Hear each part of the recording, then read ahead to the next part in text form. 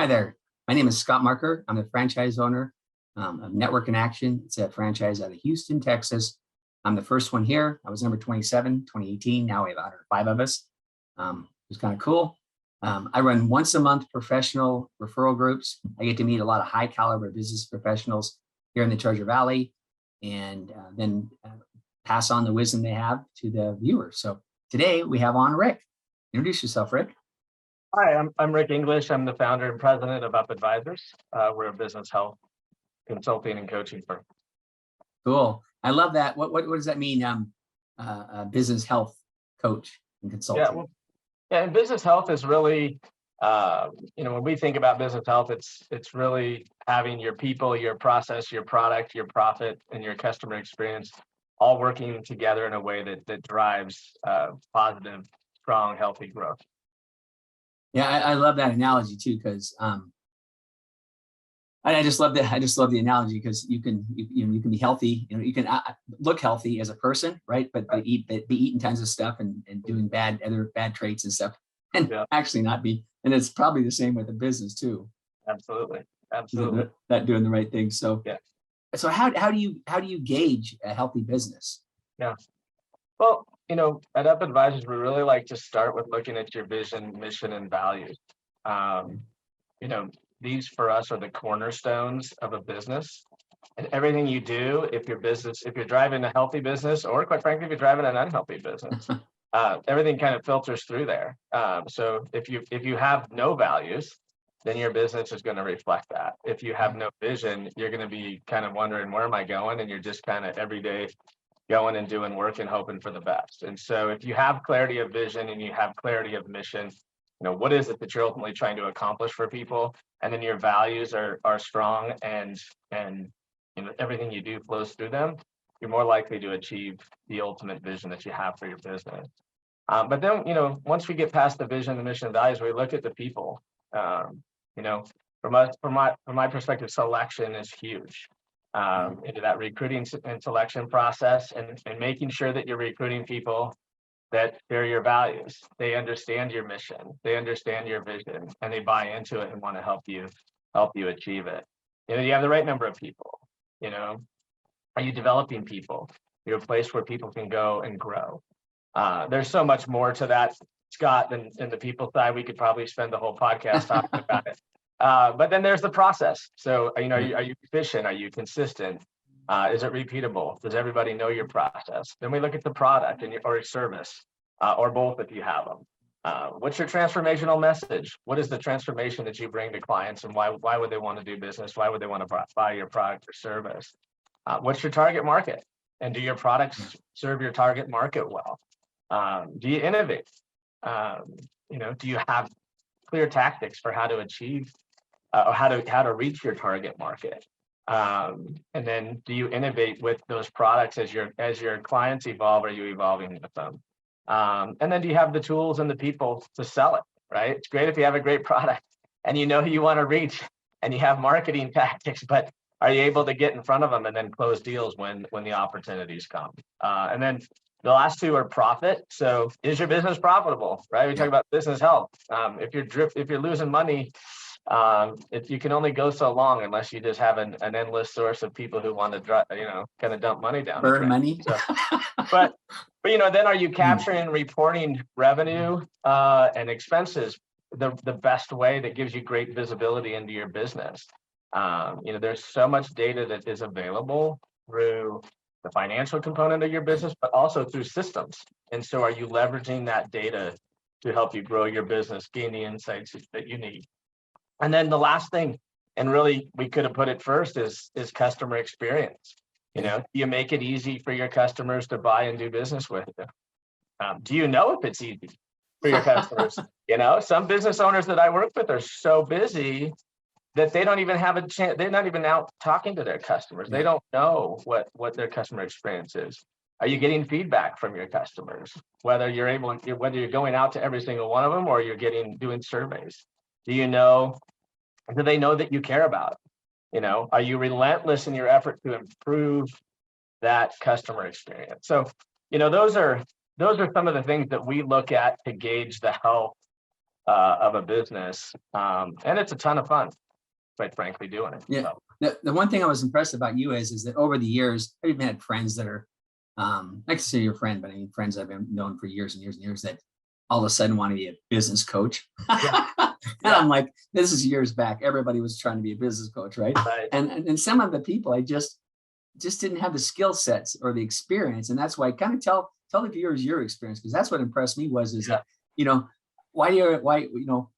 yeah, tell me about you. Because like I said, if you haven't been there before, it's hard to lead and coach people if you haven't been there before. So tell me your background. Yeah, and I didn't grow up in a family business or anything. I started kind of in the entry level in a business and kind of grew up particularly in the insurance space initially, and then ultimately the insurance brokerage space. But I started out at the bottom and I worked my way up. I ultimately became a VP of Ops and HR. Wow. And then from there I became a COO. I was a COO and a CFO, and ultimately my last role before I launched this business, I was a CEO. So really get all aspects of the business, of businesses, and feel like I bring things to the table, like to your point that some others who maybe just went and bought a coaching system, bought into a coaching system, are now going out to the marketplace to offer it. Don't bring. So yeah, like I said, that was again, in the years past, there was just a big wave of business coaches, and that's when I met you and found out your background. And I thought, well, that's awesome, because it's then you're C-level talking to C-level. You've been there before. You can kind of I think it's going to build respect more of people you're coaching that you've been in their position before. Yeah. So you mentioned getting the right people, on the bus, kind of a type of deal team. So how does a business owner build a good? I mean, how do you build a good team? How do you coach owners to build good teams? Yeah. For me, I like to start with the selection process, right? And it'd be great if you could just start over. If your team wasn't great, you could just cut loose everybody and go hire new people. Unfortunately, it obviously doesn't work like that. So, I think part of it starts with assessing your team and really knowing what you have. And so if you want to be able to empower people and delegate to people, you've got to have the right people doing the right sort of work. And so, I think when I think of teams, I think of, making sure that your team members are doing the sort of work that brings them joy and fulfillment. If people are happy in what they're and fulfilled in what they're doing every day, they're going to stick around. Because as long as the pay is, you got to make sure you're paying people appropriately. You want to be at the bottom of the market, you're going to get bottom of the market people. You got to make sure you're paying people the right way, that you're incentivizing them the right way. But with those two things in line, most people they quit because of their manager, right? So if they're getting joy and fulfillment, and then the culture is good, and they're able to use their skills and traits well, they're going to be happy. But you really have to look at your business and understand what roles you need. And that's what we talk a lot about is, okay, where are we today? If your goal, and I have clients, one wants to get to $1 billion valuation, $1.3 million right now, which is fine. It's like, well, what structure do you need to have in place in order to forget 1.1 billion valuation? You don't go from 1 million to 1 billion. Like, what do you need in place as you scale the business? And start thinking about that now, not thinking about it when you get to 3 million and now you're like, oh shoot, who do I need to hire? Right. So getting those right people, getting that structure kind of established doesn't mean you don't change it, right? I mean, I'm big on flexibility. You gotta have a flexible plan. It can't be a library book as a plan. And so, but really, the other thing is, I think assessments are a great way to build your team.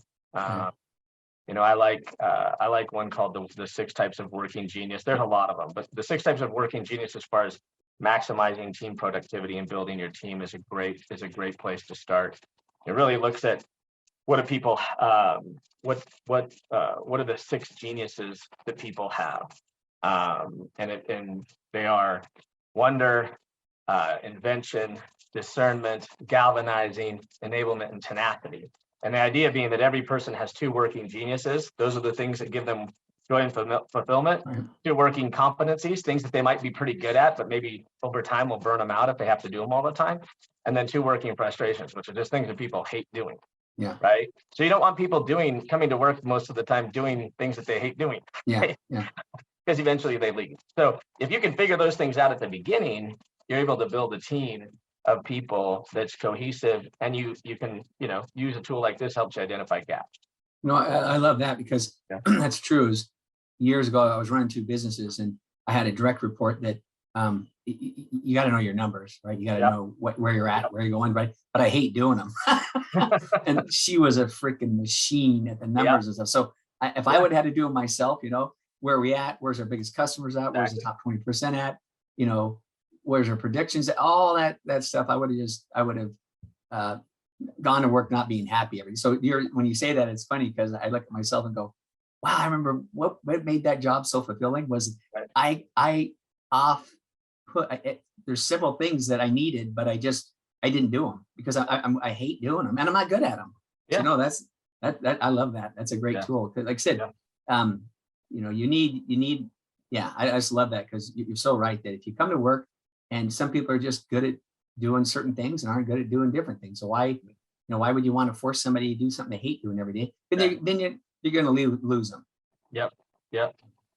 So when you look at businesses, and I'm sure because you've looked at a lot of businesses and you've worked for businesses, is there any like key traits, like 3 key traits you think that makes, a company successful versus a company not? If you're a business owner going, what are 3 big traits? Is it the ones you already talked about or? Well, I think when I think about running a healthy business, I think one, hiring, empowering, and rewarding the right people, right? Like that. The reason that I started when I talked earlier about with people is just so important. But then you got to hold them accountable, right? And so I think that's one of the biggest issues I see is 2 things. One is the business owner doesn't have any sort of accountability, which isn't necessarily a comfortable conversation, but is usually always a necessary conversation. Oh, wait, back up there. So you're saying the owner being accountable too? The owner needs to be accountable to somebody.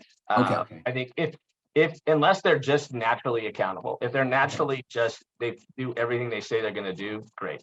I haven't found that so far. And I think if so, most of them probably wouldn't need me. And maybe those are the ones that I won't end up working with because they've established a plan and they hold themselves accountable to it. But then you got to hold your people accountable. If you set objectives, you have to have some mechanism by which you track that and capture that and make sure that things are getting done. The second thing would be creating, evolving and selling products and services that people want to buy. It's great if you have a brilliant idea that you're going to pour millions of dollars into and sell, hundreds of thousands of dollars worth, right? So really not just thinking, oh, I've got this great product or service, I'm going to deliver it to the market and I'll just keep doing it the way I've always done it. You have to evolve. And then the third thing is creating exceptional customer experiences, right? So it's great if you have a good product, but if it's hard to buy or it's confusing, they don't understand the pricing, or you don't follow through on what you say you're going to do for the customer, you're going to have done all this great work only to, not sell much or have a lot of turnover in customers, which is expensive. The most valuable customers are the customers who stay around for a long time. Yeah. I mean, that more with all the SaaS companies now, software for service, Netflix, those type of things. Uber, all those are, they are just a lot of those more than ever when it comes. We've always known this about retention, being a key to success of companies. You always have to bring in new ones. I get that people file bankruptcies, but SaaS more than ever because they have such a low. A lot of them don't make money until months after they sold their first customer, right? So they have a churn at 6 months, right? They've lost tons of money. So I think I've kind of preached it for years. What you're talking about is that the retention piece, but more than ever, I think, and customers have a higher expectations now. Oh, absolutely. There's competition everywhere, online, in person. And then I also really like what you said about it was back a little bit ago about you basically mystery shopping yourself. Are Yeah. you easy to do business with? When you said that, I Yeah. laughed because I've Yeah. recommended for years, and I've tried to do business with people before, and I'm like, do these people understand how tough they are to do business? You know what I Yeah. mean? Is it Yeah. is it I'll just go on to somebody else, but unless you put in a process to maybe mystery shop yourself or have somebody try to buy something from you or go through the whole process. Yeah. So when you Yeah. said that, I thought it was funny because that is like spot on because Yeah. so Yeah. do you help businesses with any of that type of stuff, like having them go through a process of what products and services they have and how easy it is to buy them? Absolutely. Yeah. Okay. We talk about that. We talk about mystery shopping for sure as well. I mean, you know, uh, you can seek feedback from your customers, and some of them will be honest with you. You create a forum for that, but I don't think there's anything quite like actually shopping your business yourself. If you're able to. Some people, if you're a solopreneur, it's kind of hard to do that, right? Because but if your business is a scale where you can actually shop it, absolutely. Yeah, because you'll be shocked. Yeah, I think a lot of companies be shocked how tough they are, Mhm. if they mystery shop themselves. Yeah, I So, mean, I called a company the other day. Who actually I was looking to get information for a prospective customer, and I hit this number one for sale. It it rang for a minute and a half and then sent me to voicemail. So wow, you know, be pretty yeah. valuable to know that if you were the business owner.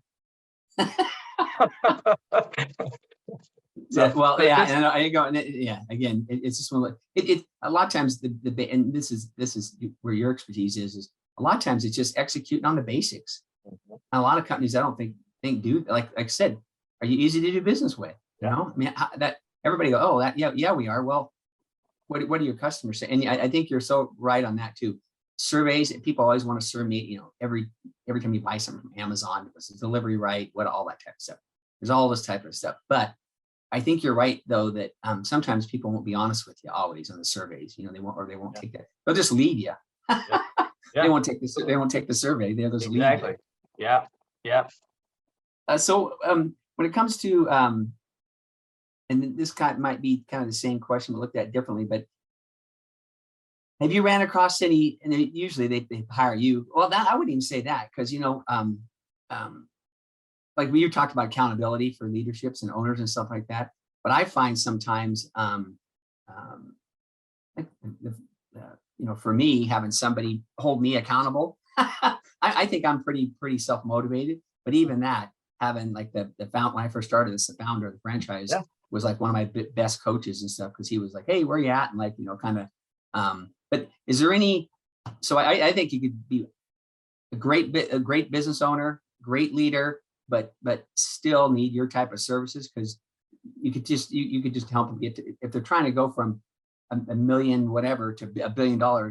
That's not going to be an easy task, No, no. and by themselves. So what do you find when you see leaders that have you're working with that seem to have is there any like key holding themselves accountable? But what are there like 2 or 3 keys to success to the best business leaders Yeah, you see out yeah, there that are running great companies and seem to be doing more than no one's perfect, but doing more yeah, than they're doing yeah. more right than wrong. Yeah, I think, for number one is just building a great team, building, Back to the not just team, I building agree. it, but growing it, right? Oh, okay. Yep. It's easy to have your team and, think that you guys, the 5 of you or whatever, your leadership team can accomplish everything. But as you scale, obviously you got to grow the team too. You can't I do it love all your that. own. I mean, I run into business owners who want to do it all, or they have a hard time giving up control. So, but the team, like I said earlier, has to buy into and be willing to implement your vision and your mission and live out your mission and live out your values. I think number 2 is empower. There are a lot of business leaders out there who, like I said, they don't want to give up control. So they hold on to the reins and people come in and they hire great people, but those people don't feel empowered. Yeah. Everything's coming from the top. They don't get to bring any new ideas. And so ultimately they end up going somewhere else where they feel empowered.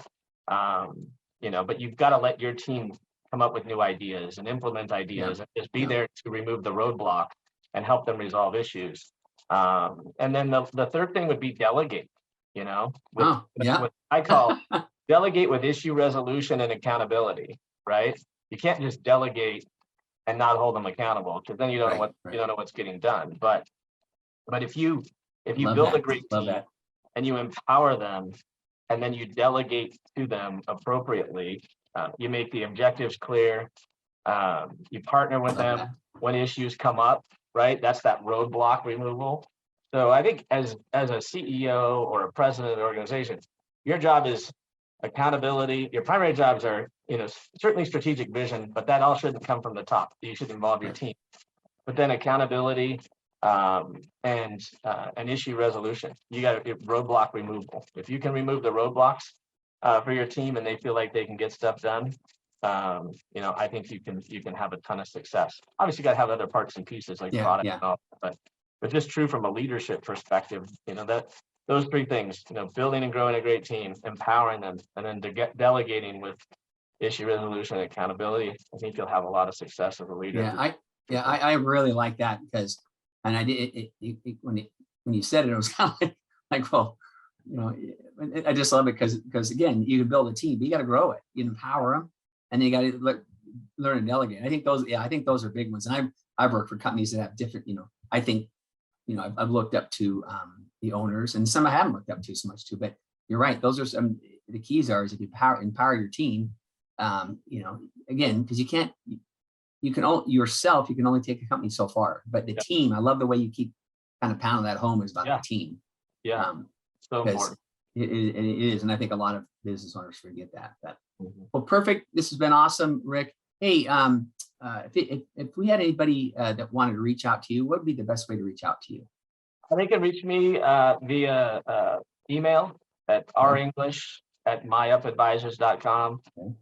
They can text me at 415-299-3904. Or they can go to my website at myupadvisors.com and connect with me there, set up an appointment. I offer a free business health checkup to all businesses. Oh, cool. So it's basically an hour of time where we dig into your people, your process, your product, your profit, and customer experience, and just kind of gauge the health of your business and see if there's a way to help or recommend somebody else to help you. Oh, that's great. That's awesome. Yeah. So, hey, what I'll do is in the show notes, I'll put your contact information too. But no, that's been good, Rick, and I really, really appreciate the time today. And like I said, for me, the takeaways it's just I love the way grow your team, empower your team, and as and then learn to delegate. Absolutely. Those are like, if I was gonna once you said them, like, those are probably some of the biggest things you want to do. But I mean, again, until you said them, you know what I mean? I didn't really think about it. But the team, you got to grow your team, because if company's not growing, they're going to be shrinking. So. Yeah, absolutely. Perfect. Hey, well, I appreciate your time, Rick. All right. Thanks so much, Scott. Hey, appreciate the have a good one. opportunity. Hey, have a good one. Thanks, Rick. Bye.